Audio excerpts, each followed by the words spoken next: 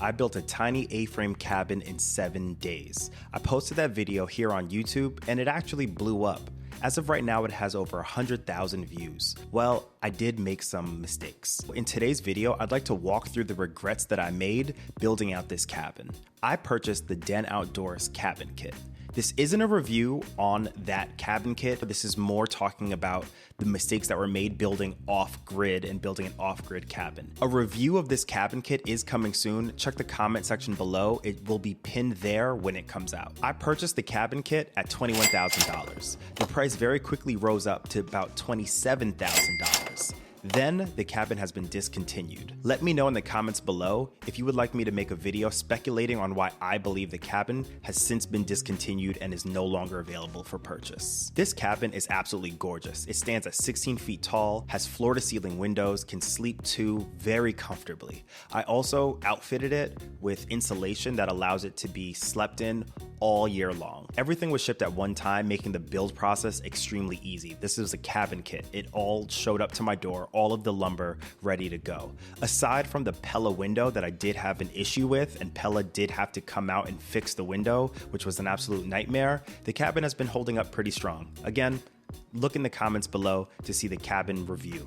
But as gorgeous as this cabin is, it's very different building a cabin, a yurt, a tent, a dome, all of those types of things if you're building them specifically to be used off the grid. So I made a ton of mistakes and I do have some regrets. In today's video, I want to let you know everything that I did wrong so that way you won't. Now, all I ask in return is that you hit the like button of this video, maybe even leave a comment, help me out here on YouTube. It's free for you and it means a lot to me. Let's get into today's content.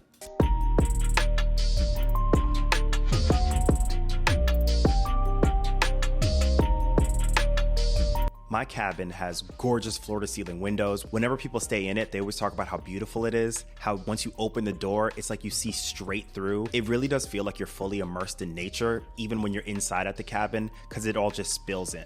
The problem though is, even though the window is a beautiful, and I believe the window just on its own is about like $6,000 or $8,000 from Pella, even though it's a beautiful double pane window, it does have some issues and it does let air in. So what that means is when it's very cold out, even though I have the insulation cranked up to the max inside of it, I really did spare no expense when it came to insulating the cabin.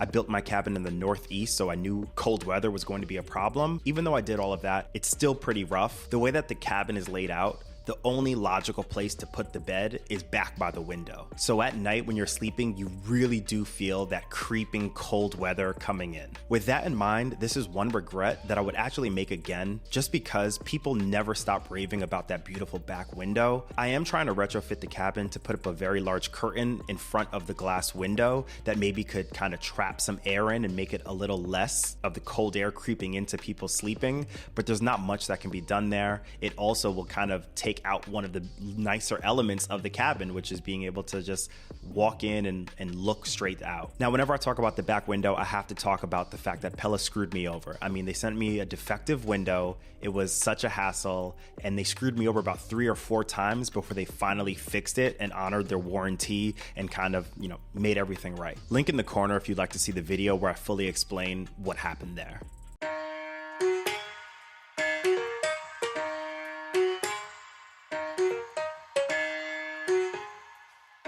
I purchased a cabin kit, so it was all fully designed by an architect and sent to me just to set up, kind of like a large Lego set and a very expensive Lego set.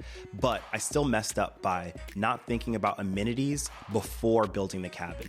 The best way any structure is built is with amenities thought of beforehand, and I kind of just jumped straight into it and told myself, I'm a smart guy, I watch a lot of YouTube to learn, I can figure things out later. So I wasn't sure how I was gonna heat the cabin, how I was gonna get water to the cabin, all of those types of things. I just kind of built the cabin and then realized like, oh, well, shucks, now I have to figure out how I'm going to bathe while I'm here. I really wish I would have planned it out much more beforehand. Matt Neely has been building all of his life. He has over 20 years of experience and he's a friend of the show. And this is what he said about a lot of people and the mistakes that we make with rushing into things a little too quickly.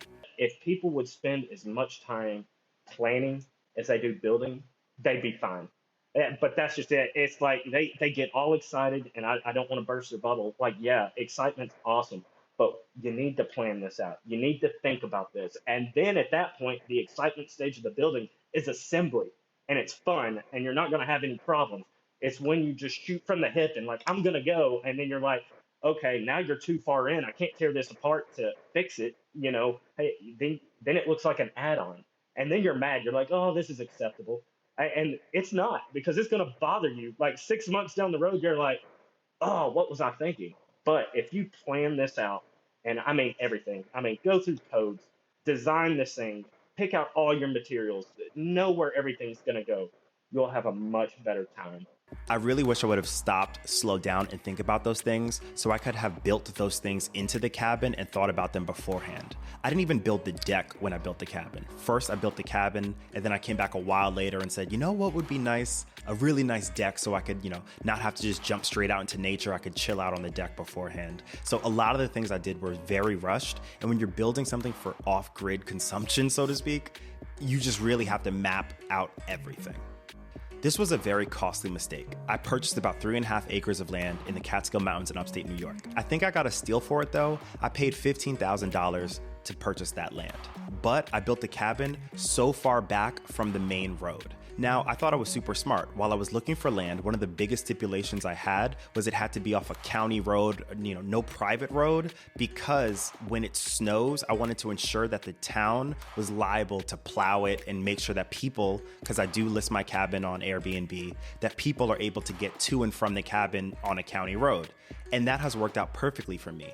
So I built my cabin way too far back from that main road. So that means I had to build a road or a driveway on my land to get to and from the cabin. This costed me about $5,000. There is a 100% chance if I would have built the cabin closer to the road wouldn't be as long and it would be much cheaper for me. In the future, if I ever decide to put electricity on the land, I'm gonna pay more because they have to run the cables further out from the main road where the electrical poles will be. So think about that when you're building your off-grid or remote cabin, tent, dome, yurt, etc. The farther back you are from the main road, the more you're gonna have to pay to build out those amenities back to it. We all love being off the grid for a reason. We love nature, we love being in the great outdoors, and we love our privacy. So I'm not telling you to build what you want to build closer to the road just to save a few bucks, but have it in mind. If you do choose to build it further out, just know that you're going to pay a little bit more. One thing you definitely won't regret is checking out today's sponsor, Discount Lots, when looking to buy land for your off-grid cabin, homestead, yurt, tent, dome, or whatever. People all the time ask me for recommendations on where to find land for sale, and I respond Discount Lots right at the top of the list for so many reasons. Discount Lots also sells land at really low prices because customers don't pay any commission or fees, which can be up to like 6% of the purchase price. They even have a month-to-month payment plan that allows you to pay less than $200 a month with no credit check and no formal underwriting process. So you own the property outright at the end of the plan. It's fast, cheap, and best of all, simple because everything is done directly through them. You can browse a curated list of land all over the country. When you find your dream property, you can use their payment plan to pay less than $200 a month. Buying land has never been this easy. Go check out discountlots.com. The link is in the description under the video. Then choose a property you want. Click a button and you are done. The Discount Lots team will take care of everything from there. The only thing that you'll have to do is just sign the agreement. Use my unique promo code DLKeepItTiny10 to get a 10% discount on land. That's right, I am giving you a 10% discount on land that you will own forever. You're welcome.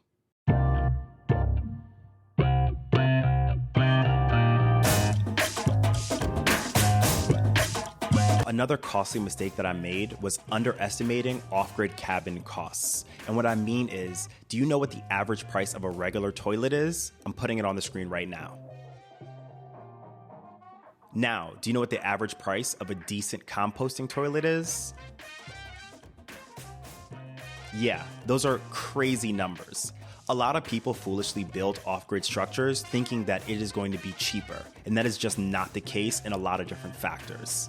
Most of the time, the off-grid counterpart to something that you could purchase that would be on-grid, it's much because it has to run completely isolated and on its own. With a regular toilet, it doesn't have to worry about where the waste goes after the fact. It just goes right down the poop chute and it's gone forever. But with the off-grid toilet, it has to look nice and have the proper aesthetics. It has to seat you and hold you up correctly. It has to divert the urine away from the number two. It has to hold on to the number two in a manner that doesn't stink up the room. It also has to hold on to the number two in a manner that would allow you to toss it after the fact or use it for manure or something along those lines. A lot of the off-grid items are much more technical and cutting edge. Just like when a new iPhone comes out, it's as expensive as it's ever going to be. If you buy that same iPhone 3-4 years later, it's going to be much cheaper. The same with a lot of these off-grid items and the technology being used for it. Now, I don't say that to scare you. There are some off-grid items that are cheaper than you would think. Solar panels is one of those things where I was like, oh wow, that's actually not as expensive as I thought it would be. Well, they're not expensive because that's not the expensive equation of off-grid power. The expensive equation is everything that you have to plug the solar panel into and the thing you have to plug into the thing that you plug the solar panel into to divert the energy into usable currents. Now, I hope I'm not losing you here. What I really advise you to do is to look and do your research on the actual cost of a lot of these things and really ask yourself why you're going off-grid, and also do you need to go off-grid in reality?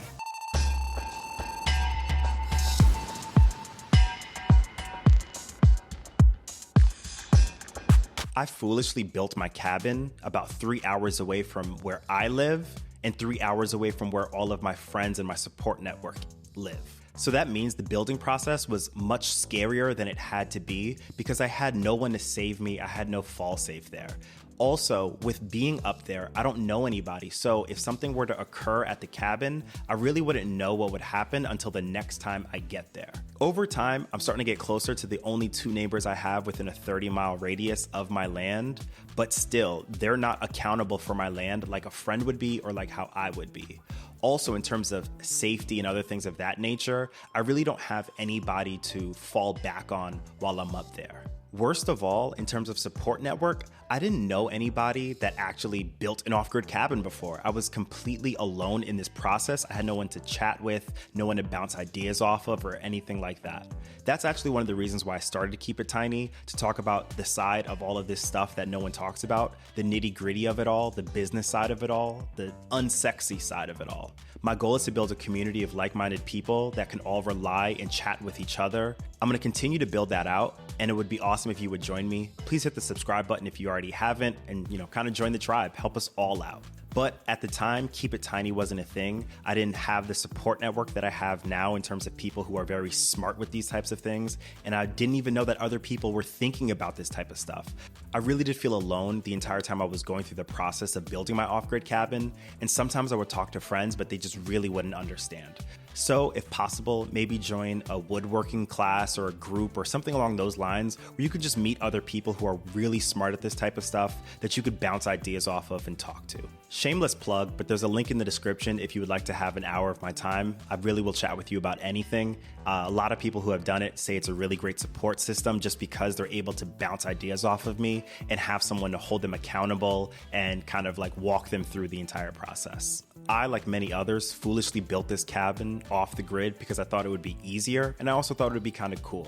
It's been an amazing challenge, but that being said, there's definitely things I would do differently. There's definitely things that I could have done better. Let me know if you built an off-grid cabin. Let me know any mistakes that you made so other people don't make those exact same mistakes. Please do hit the like button. Also subscribe to the channel for more info just like this. And I also have a complete review of that Den Outdoors cabin coming soon. Until then, check out the 2 videos on the screen right now, and hey, maybe you might learn something new. Thanks. Peace.